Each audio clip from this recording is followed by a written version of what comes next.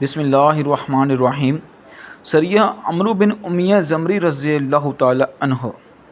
یہ واقعہ 4 ہجری صفر کے مہینے میں ہوا، یعنی بحر معونہ کے سانحے کے فوراً بعد۔ یہ سریہ قبیلہ قریش کے قریب مکہ مکرمہ کی حدود میں پیش آیا۔ بحر معونہ کے سانحے میں 70 قاری صحابہ شہید ہو گئے تھے۔ ان میں سے صرف ایک صحابی عمرو بن امیہ زمری رضی اللہ تعالیٰ عنہ زندہ بچے اور قریش نے انہیں قیدی بنا کر چھوڑ دیا۔ رسول اللہ صلی اللہ علیہ وسلم کو جب یہ خبر ملی تو آپ صلی اللہ علیہ وسلم نے دشمنوں کے ظلم کا بدلہ لینے کے لیے عمرو بن امیہ زمری رضی اللہ تعالیٰ عنہ کو خصوصی مہم پر بھیجا۔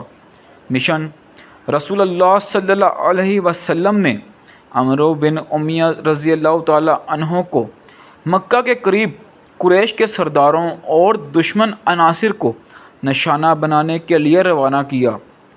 یہ مہم دراصل قریش اور ان کے حلیف قبائل کو مسلمانوں پر حملوں سے باز رکھنے کے لیے تھی۔ عمرو رضی اللہ تعالیٰ عنہ نے مکہ کے قریب چھپ کر دشمن پر حملہ کیا اور ان میں سے چند کو قتل کیا۔ اس کارروائی کے بعد وہ دوبارہ مدینہ واپس آ گئے۔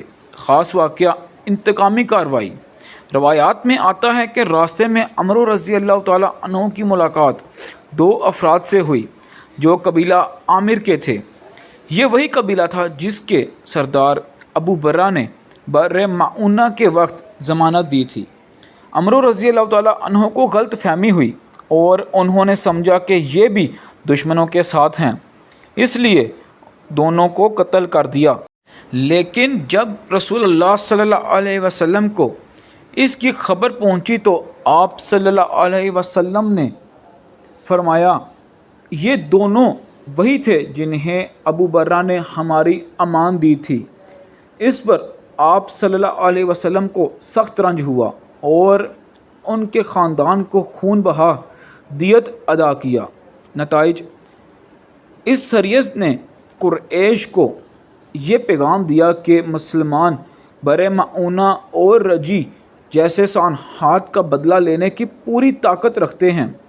غلط فہمی کی بنا پر 2 امان یافتہ افراد کے قتل کا واقعہ مسلمانوں کے لیے باعث افسوس ہوا، لیکن رسول اللہ صلی اللہ علیہ وسلم نے ان کے خون بہا کی ادائیگی کر کے عدل قائم فرمایا۔ اس مہم نے قریش اور ان کے حلیفوں کو مسلمانوں کی طاقت اور بیداری کا احساس دلایا۔